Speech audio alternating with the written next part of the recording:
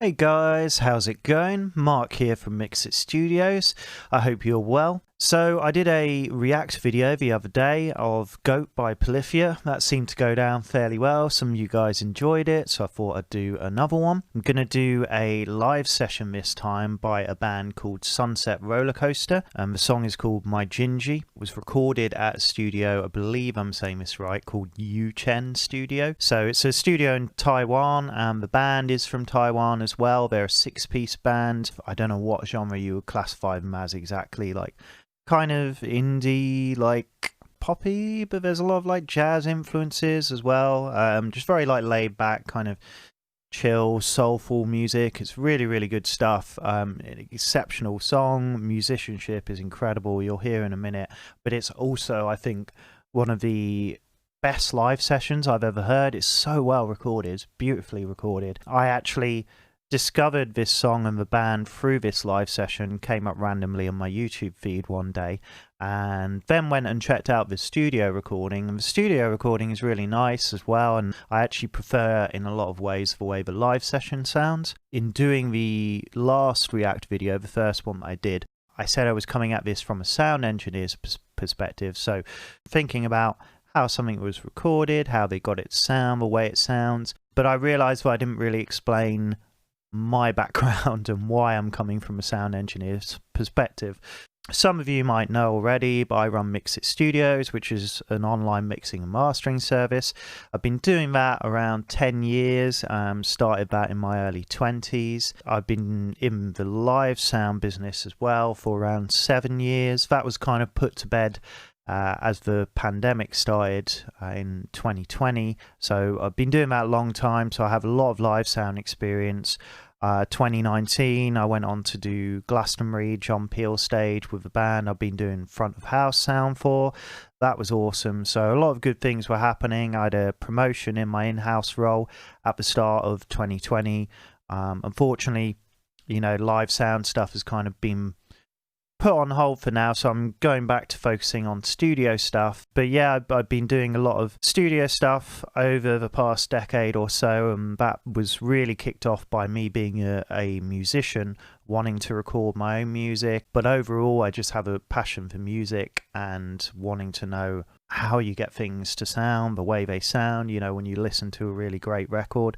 So this is why doing this kind of video was quite appealing to me. And so yeah, I hope you enjoy.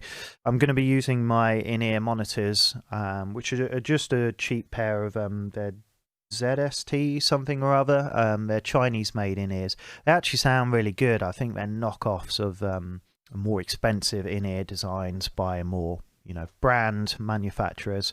Last video I used my Sennheiser HD25s, and I know that kind of makes it look like I'm doing more of a thing, but I don't really like the way they sound. I've been using Sennheiser HD25s for a long time.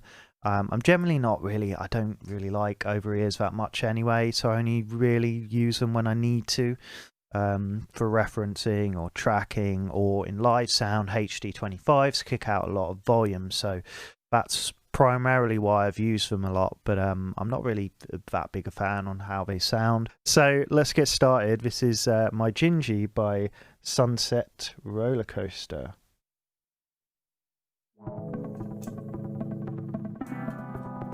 We've just got a little intro here showing the studio, which is an old converted cinema. So it was an abandoned cinema. I couldn't really find much info online about the studio apart from their YouTube channel. But yeah, abandoned cinema turned into a studio. Looks very cool.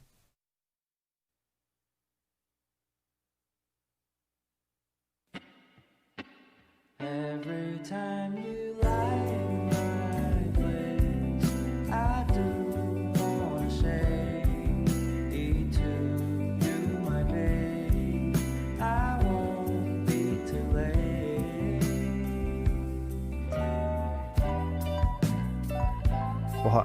What a great bass line.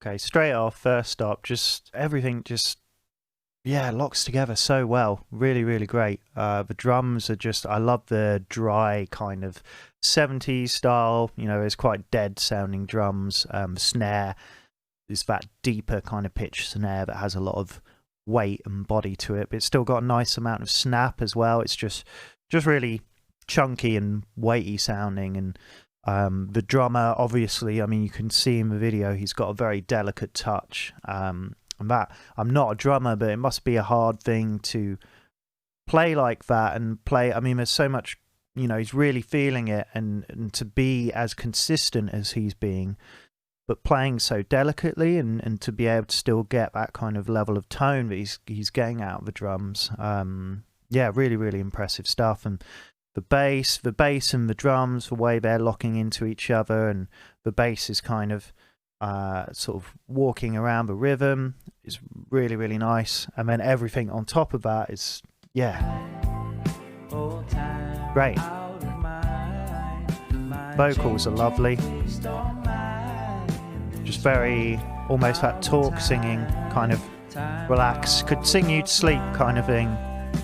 But still there's a good amount of projection there. It's not sort of strained or he's singing softly but not quietly. He's still projecting.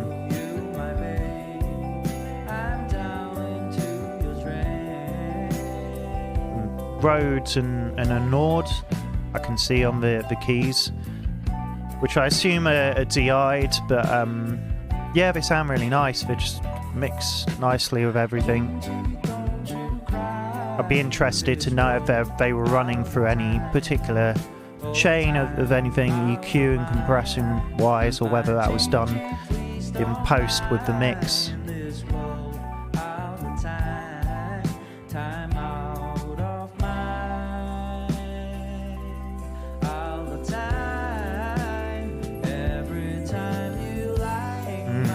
Nice chimes.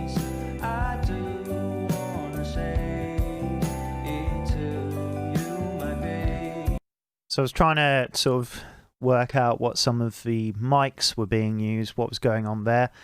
Hard to tell because a lot of the shots don't linger that much, particularly on the drums. But yeah, I can see a fair few what looks like AKG 4-on-4s on percussion, on the toms maybe as well, but they look like vintage ones for definitely older models.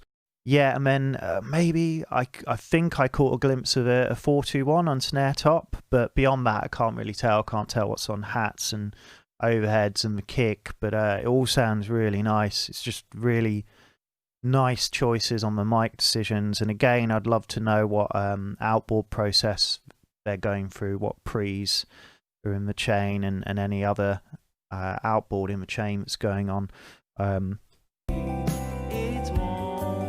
Vocals, they've got the singer and guitarist in a different, so all the members of the band are playing in the same room except him. He's obviously in a booth, which makes sense, especially because he's singing quite quietly. He probably needs that extra level of isolation.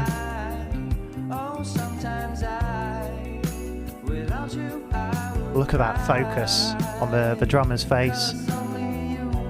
They make it sound effortless, but they're like super focused and locked in and just really feeling it. And yeah, it's you can't learn that.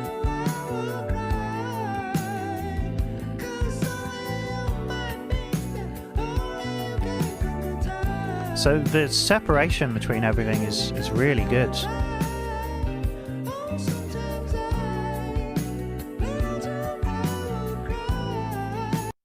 The singer, so he's on an SM7B, which makes sense. Great vocal mic for a live session.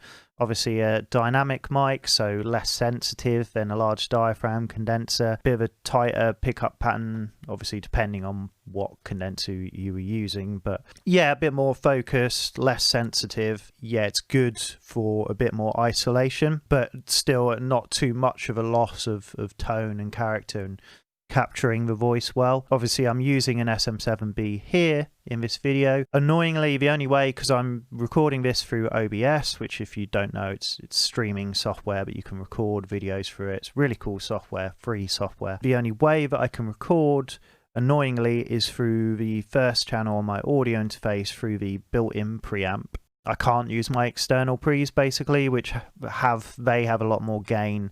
The thing with the SM7B is you really need the right preamp on it to get the most out of it. Mainly just something that is going to give it enough gain, or something in between your preamp like a cloud lifter that's going to boost that signal a little bit more. The inbuilt preamp that I'm running off on my audio interface, the gain's cranked nearly all the way up, and it does the job just for me talking, but it doesn't sound particularly great. But it's his vocal is really nicely captured on this, and it's direct, like nothing really going on with the effects, but that works. He's got a really nice voice, so it doesn't need a ton done to it. And nothing's overly processed. It sounds polished, but it still sounds like a live session.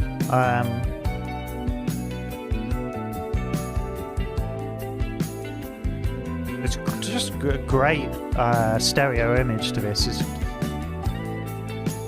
And some of the panning decisions,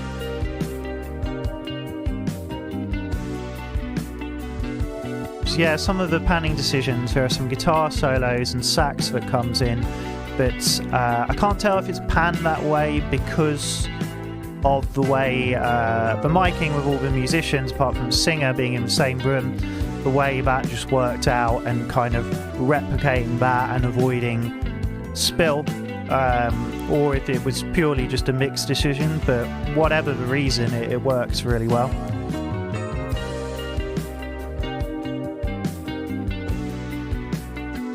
Looks like they've all got really nice instruments, but yeah, Fender P bass on bass. I assume straight into Yides, but again, would love to know what the chain was there.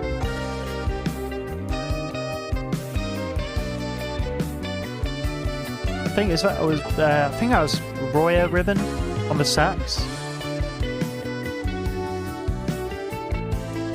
which sax is being played by the other guitarist, so yeah, talented dude.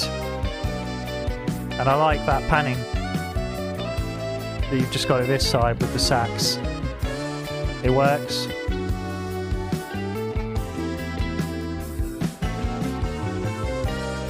Again, the sax is just natural sounding. Not a ton done to it.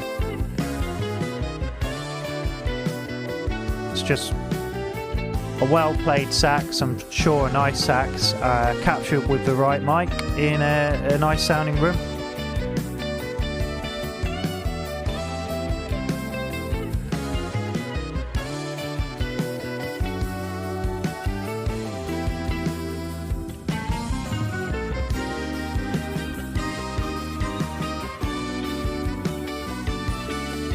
I love this. Kind of just evolves into a jam at the end, gets a bit freeform. It's really cool.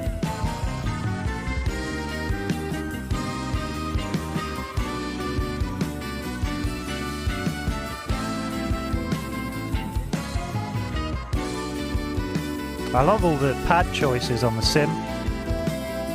Really, yeah, works really well. I like it.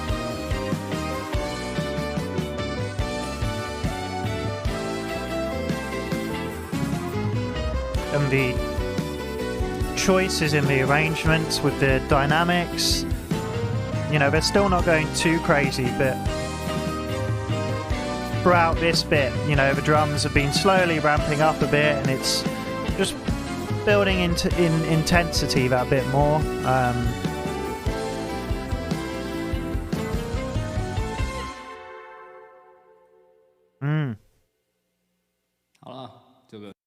That was just incredible. Love the song, an exceptional performance, obviously super talented musicians, but also it's just really well recorded. Obviously it helps, you know, you've got nice mics, nice gear. The studio looks really nice, looks well designed. So you've got in the main space, looks like a good amount. It's a large room, good amount of absorption going on with paneling, but then also some diffusion.